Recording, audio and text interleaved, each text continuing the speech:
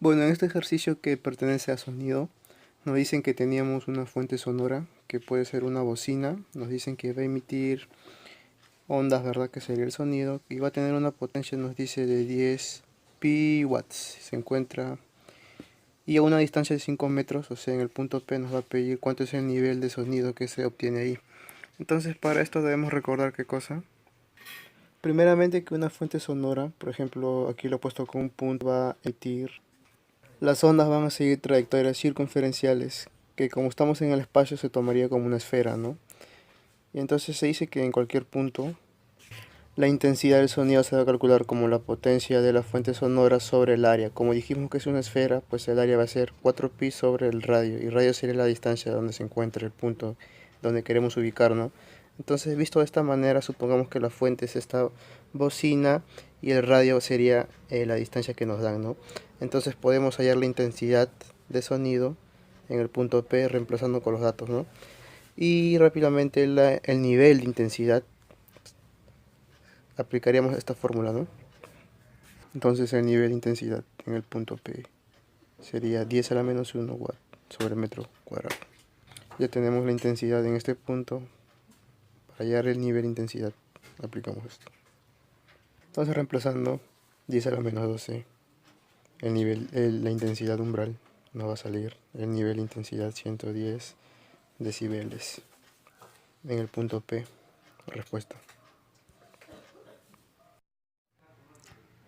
Entonces pasamos a este ejercicio, que fue considerado el más difícil en ese entonces, ¿no?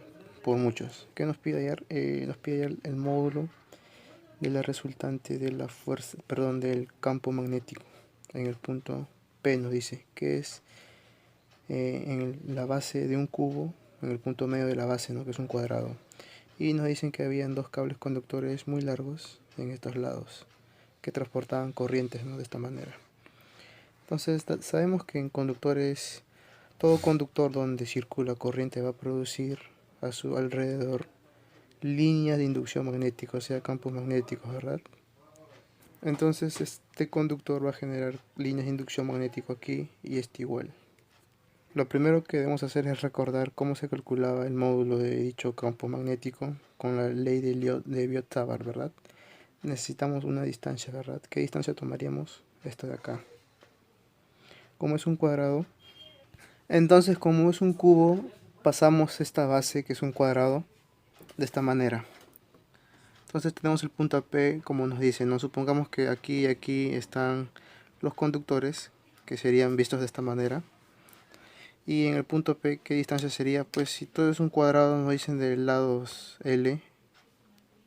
Entonces este sería L, esto sería L. Esto de acá vendría a ser una hipotenusa, ¿verdad?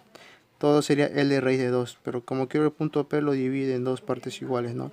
Esto sería L raíz de 2 sobre 2, esto igual.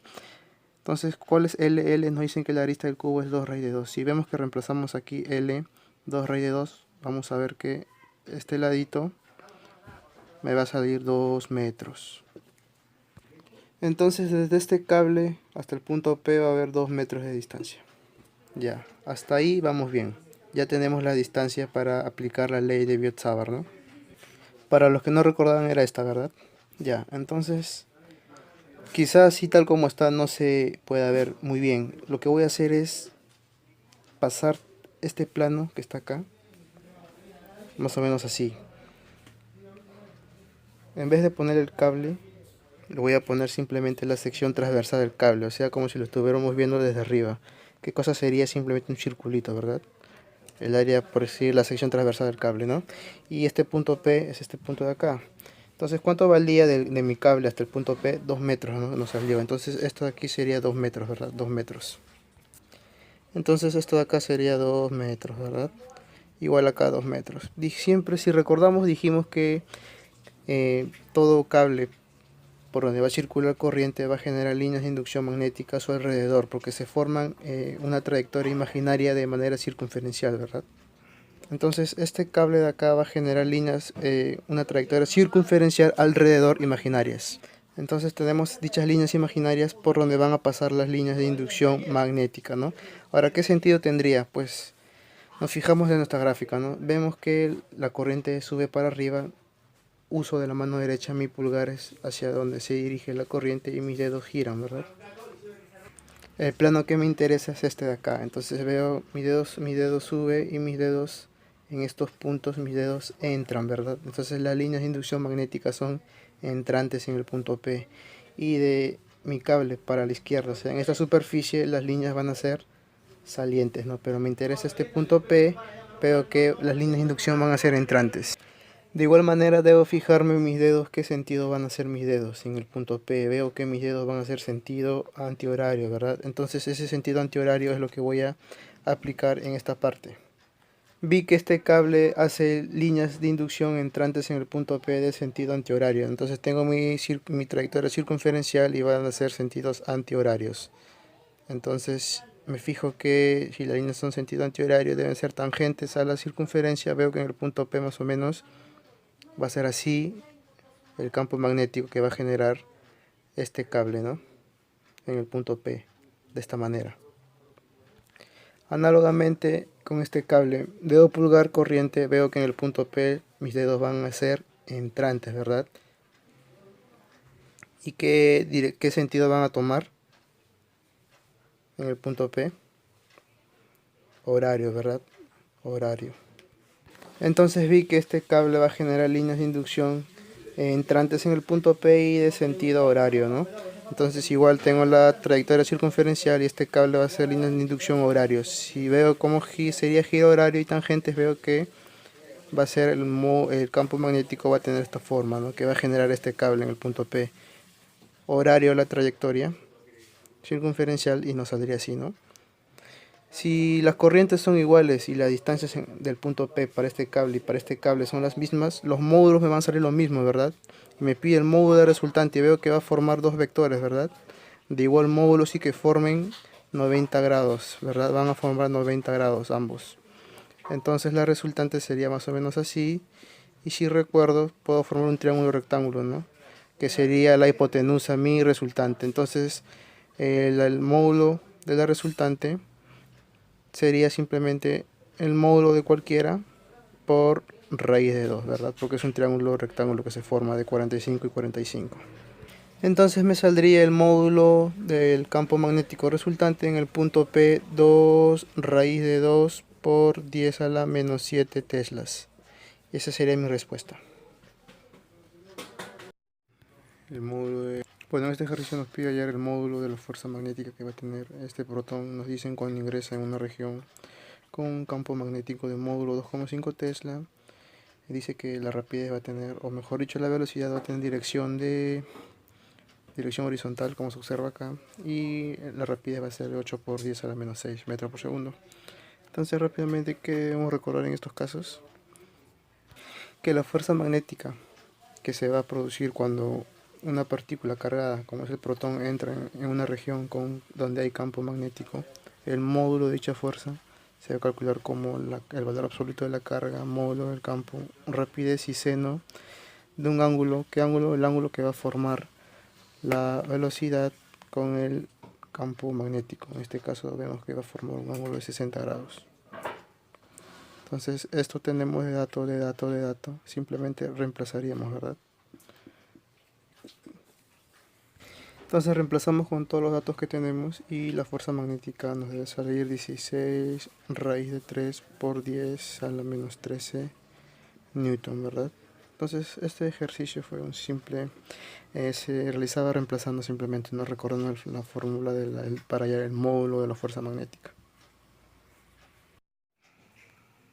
Bueno, pasamos a este ejercicio. Se observa que se trata de movimiento armónico simple, ¿no? Nos dice o nos pide hallar la máxima rapidez que va a tener este bloque unido a un resorte. Y nos dan una gráfica de fuerza versus X en centímetros. Entonces, como esta gráfica representa lo que es más, o sea, un resorte con un bloque ahí, debemos recordar que cada vez que tengamos estos casos y nos den su gráfica, fuerza versus posición, la tangente de dicha gráfica, que siempre va a ser una recta, nos va a dar la constante de rigidez. ¿De qué? De nuestro resorte, ¿verdad? Entonces rápidamente de aquí podemos ver que la constante de rigidez, tangente, ¿no? La constante de rigidez tangente, o sea, 2,56 entre 8, pero recuerden que debe estar en metros. Nos debe salir 32 newtons sobre metros, ¿no? Que es la constante de rigidez de nuestro resorte. Entonces pasamos aquí, ¿no? Nos dice que hallemos la máxima rapidez. Recuerden que la máxima rapidez se va a calcular, o una de las formas por calcular es la frecuencia que va a tener esta oscilación de este bloque por la amplitud. ¿Y qué cosa es la amplitud? Es el máximo estiramiento. Y en este caso nos dicen que la fuerza va a cesar, o sea que va a quedar ahí cuando nuestro resorte se estira desde su posición inicial 0 hasta posición 10, o sea hasta 0,1 metros, ¿no? Justamente cuando se estira 0,1 metros la fuerza cesa. Entonces ese es su máximo estiramiento, ¿verdad? Entonces ya tenemos la amplitud. La frecuencia, ¿cómo se calcula en movimiento armónico simple? Una de las formas es como la raíz de la constante de rigidez de resorte sobre la masa del bloque. Entonces tenemos la constante de rigidez, la acabamos de hallar. La masa del bloque nos dan de dato. Entonces podemos hallar, ¿no?, la frecuencia. Vemos que rápidamente eso nos va a dar 4 radianes sobre segundo, ¿verdad? Que es frecuencia angular. Entonces 4 por la amplitud, máximo estiramiento 0,1 metros, ¿no? ¿Eso cuánto nos va a dar? 0,4 metros sobre segundo, ¿verdad? Multipliqué 4 por, esto de acá está en centímetros, debo pasarlo a metros. 4 por 0,1, 0,4 metros sobre segundo. Y esto de acá sería la respuesta en este ejercicio. No olvidar lo que nos representa esta gráfica para resortes, ¿no? Bueno, este ejercicio fue de física moderna, ¿no? Como podemos apreciar, nos piden hallar cuántos fotones por segundo emitirá esta fuente, ¿no?, de luz. Nos dicen que la potencia de la fuente es de 20 watts y esta luz va a tener una longitud de onda de 4950 angstrom. Entonces, por rapidez de la luz, velocidad de la luz, ya nos está dando, ¿no?, el valor de estos dos ya. La longitud de onda de la luz también tenemos, entonces podemos reemplazar y hallar la energía, ¿verdad?, de los fotones. Y simplemente me quedaría la energía, que sería simplemente 4 por 10 a la menos 19, ¿verdad? 4 por 10 a la menos 19 sobre la potencia, ¿verdad? No, perdón, sería potencia sobre energía. Entonces, número de fotones emitidos por segundo, división de esto, 20 es la potencia, recuerden. Me va a salir 5 por 10 a la 19, sería fotones sobre segundo, ¿no?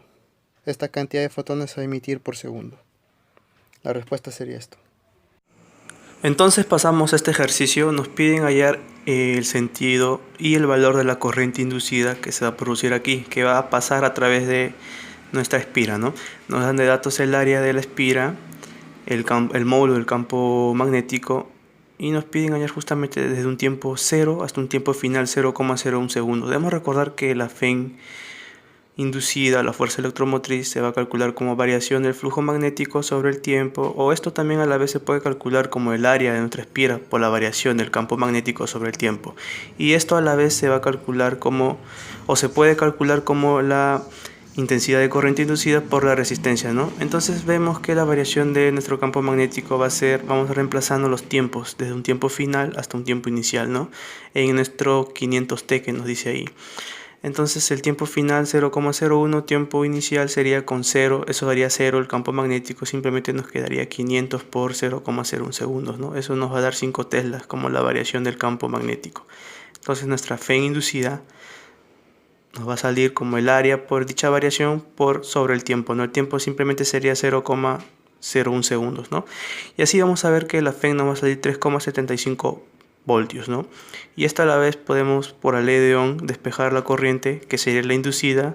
Entonces sería el voltaje, o sea la FEN sobre la resistencia, ¿no?, que es 50 ohms, como nos dan ahí en el ejercicio.